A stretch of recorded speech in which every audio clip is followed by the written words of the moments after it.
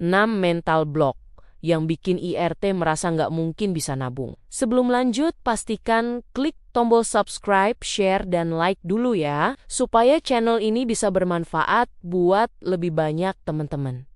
Terima kasih. Yuk kita lanjut deh. Apa kabar ibu semua? Moga sehat-sehat terus ya. Bu, coba deh ibu ingat-ingat lagi. Kapan terakhir kali merasa dompet kayak ada lubang gaibnya? Baru awal bulan, rasanya seperti sultan yang mau borong seisi pasar. Pas lewat tengah bulan, kok sudah kayak pengungsi yang harus hemat air mata? Padahal rasanya kita nggak belanja yang aneh-aneh ya. Bu, fenomena harga beras yang lagi hobi naik gunung, ditambah harga bumbu dapur yang nggak mau kalah ini memang bikin pusing 7 keliling. Sampai kita merasa menabung itu cuman mitos belaka. Menurut sebuah artikel psikologi keuangan, ternyata bukan cuma soal nominal uangnya yang kurang, tapi ada dinding besar di pikiran kita yang namanya mental block. Inilah yang bikin kita sering membatin bahwa mustahil bagi seorang ibu rumah tangga bisa punya tabungan sendiri di tengah gempuran kebutuhan sekolah, anak dan cicilan yang antre, kayak antrean sembako murah. Mental block pertama yang sering menghantui adalah pikiran bahwa uang sekecil apapun itu nggak berharga kalau ditabung. Kita sering menyepelekan uang 1.000 atau 2.000 perak, sisa kembalian sayur, lalu membiarkannya tergeletak begitu saja di atas meja atau terselip di kantong mesin cuci sampai hancur. Padahal kalau dikumpulkan secara cerdik, uang receh ini bisa jadi pahlawan saat tanggal tua datang melanda. Masalahnya,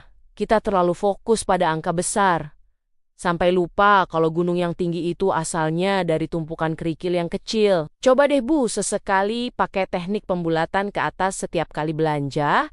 Misalnya harga tempe Rp8.500, maka Ibu catat Rp10.000 dan simpan Rp1.500-nya di botol bekas yang tidak terlihat isinya. Lalu ada juga pikiran kalau gaji suami itu pas-pasan banget, jadi mana mungkin bisa disisihkan. Ini jebakan Batman yang paling maut karena kita merasa harus menunggu punya uang sisa dulu baru mau menabung. Padahal yang namanya uang sisa itu nggak akan pernah ada di kamus ibu rumah tangga. Belum sempat disisihkan, ban motor bocor atau tiba-tiba ada undangan kondangan dari sepupu jauh yang bahkan kita lupa namanya siapa. Teknik cerdiknya adalah anggap tabungan itu sebagai hutang yang wajib dibayar di awal waktu, bukan nunggu sisa di akhir bulan yang cuma tinggal kenangan. Ibu harus tega pada diri sendiri dulu di awal, supaya nggak nangis bombay saat ada kebutuhan mendesak yang datangnya nggak pernah permisi. Blok ketiga yang paling emosional adalah rasa bersalah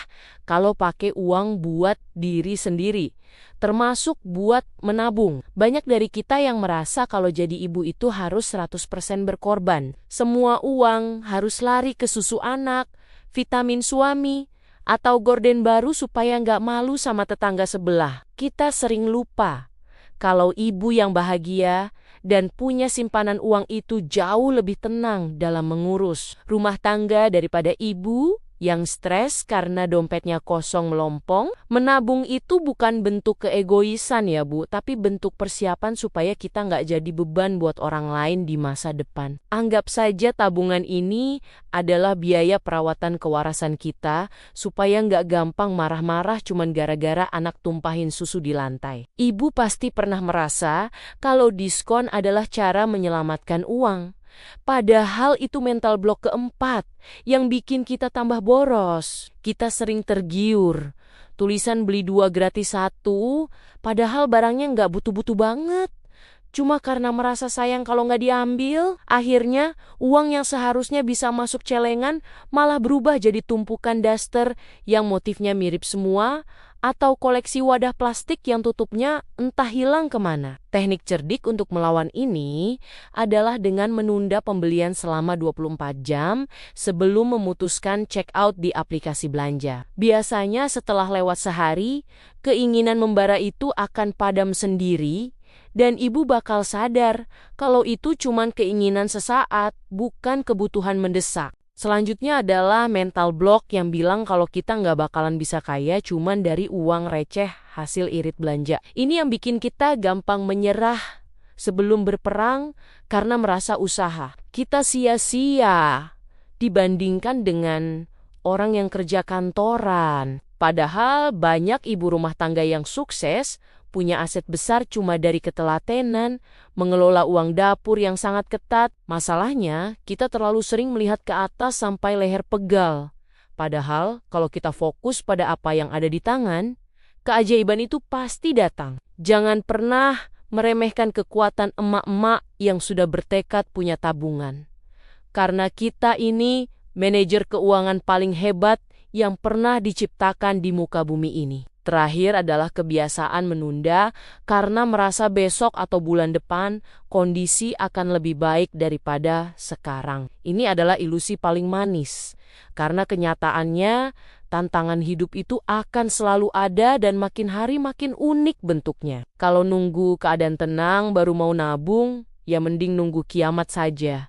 Karena urusan rumah tangga itu nggak ada habisnya. Mulailah sekarang juga, detik ini juga, dengan berapapun uang yang ibu pegang di tangan, meskipun itu cuma cukup buat beli 1 butir telur, ketekunan itu jauh lebih mahal harganya daripada nominal angka yang besar. Tapi cuma dilakukan sekali dalam setahun, lalu berhenti total. Ibu tahu nggak? Kalau sebenarnya kita ini sering jadi korban iklan dan gengsi yang nggak ada ujungnya. Kadang kita merasa harus punya barang yang sama dengan teman arisan supaya nggak dianggap ketinggalan zaman atau merasa kurang mampu. Padahal mereka yang terlihat mewah itu belum tentu punya saldo tabungan yang sehat. Bisa jadi cuma gaya-gayaan saja di depan kamera. Jadi mulai sekarang, yuk kita sedikit masa bodoh dengan apa kata orang dan lebih peduli dengan keamanan finansial keluarga kita sendiri. Tidak perlu malu bawa bekal sendiri atau menolak ajakan makan di luar kalau memang anggarannya tidak ada, karena yang bakal pusing saat cicilan datang itu kita bukan mereka. Teknik cerdik lainnya adalah dengan membuat kategori uang di dalam amplop atau aplikasi digital, supaya tidak tercampur antara uang bayar listrik dengan uang jajan. Kadang kita merasa uang masih banyak, padahal itu adalah jatah buat bayar sekolah anak bulan depan yang belum terbayar. Dengan memisahkan uang sesuai fungsinya, ibu akan lebih sadar diri saat mau memakai uang tersebut untuk hal yang kurang penting. Kalau amplop jajan sudah kosong, ya sudah, jangan ambil dari amplop listrik, meskipun alasannya cuma buat beli seblak sebungkus. Disiplin ini memang pahit di awal, tapi rasanya bakal sangat manis pas kita lihat saldo tabungan pelan-pelan merayap naik ke atas. Jangan lupa juga untuk sesekali memberikan apresiasi pada diri sendiri, meskipun cuma dengan hal-hal kecil yang gratis. Ibu nggak perlu healing ke Bali kalau cuma buat pamer foto di media sosial. Sementara uang dapur jadi taruhannya. Cukup dengan dasteran sambil minum teh hangat saat anak sudah tidur. Itu sudah jadi kemewahan yang luar biasa kalau hati kita tenang karena punya tabungan. Jangan sampai kita jadi ibu yang galak karena stres mikirin hutang. Padahal anak-anak lebih butuh ibu yang senyumnya tulus daripada ibu yang pakai tas mahal tapi mukanya ditekuk terus. Kelola emosi dan kelola uang itu harus jalan beriringan supaya suasana rumah tetap adem, ayem, dan harmonis. Kalau dipikir-pikir lucu juga ya Bu, kita bisa hafal harga cabai di 5 toko berbeda, tapi sering lupa berapa total uang yang sudah kita keluarkan buat belanja online sebulan ini. Kita sering protes kalau pedagang sayur kurang kasih kembalian Rp1.000, tapi kita tenang-tenang saja saat check out barang yang sebenarnya nggak guna-guna banget. Ini namanya autokritik buat kita semua supaya lebih bijak lagi dalam melihat mana yang benar-benar nilai dan mana yang cuman harga. Mari kita pelan-pelan mengubah pola pikir dari konsumtif menjadi produktif dengan cara yang paling sederhana dan masuk akal buat kondisi kita saat ini. Ibu tidak perlu jadi ahli ekonomi untuk bisa mengatur uang dapur, Cukup jadi ibu yang jujur pada diri sendiri tentang apa yang benar-benar dibutuhkan. Jadi kesimpulannya adalah menabung itu bukan soal seberapa besar pendapatan yang kita terima, tapi seberapa besar kemauan kita untuk melawan diri sendiri. 6 mental block yang kita bahas tadi memang nyata dan sering bikin kita merasa kecil hati. Tapi ingatlah bahwa ibu adalah nahkoda kapal rumah tangga ini. Kalau nahkodanya saja sudah menyerah sebelum berlayar, maka kapal itu tidak akan pernah sampai ke pelabuhan tujuan yang indah. Jangan biarkan rasa takut dan malas menghancurkan impian-impian besar yang sudah ibu susun rapi di dalam pikiran. Ibu pasti bisa, ibu pasti mampu, asalkan mau memulai dari langkah yang paling kecil dan sederhana mulai hari ini juga. Ayo kita bangun optimisme baru, bahwa seorang ibu rumah tangga juga bisa punya kemandirian finansial yang membanggakan. Tidak ada kata terlambat untuk belajar, dan tidak ada kata mustahil untuk bisa sukses dalam mengelola keuangan sekecil apapun itu angkanya. Teruslah semangat dalam menjalankan tugas mulia ini, dan jangan lupa untuk selalu bersyukur atas setiap rezeki yang masuk ke dalam kantong kita. Semoga sedikit obrolan kita hari ini bisa jadi penyemangat buat ibu semua untuk lebih giat menabung dan menjaga masa depan keluarga. Demikian, terima kasih sudah mendengarkan ceritaku kali ini. Sampai ketemu lagi di cerita-cerita berikutnya. Tetap semangat ya ibu-ibu semua.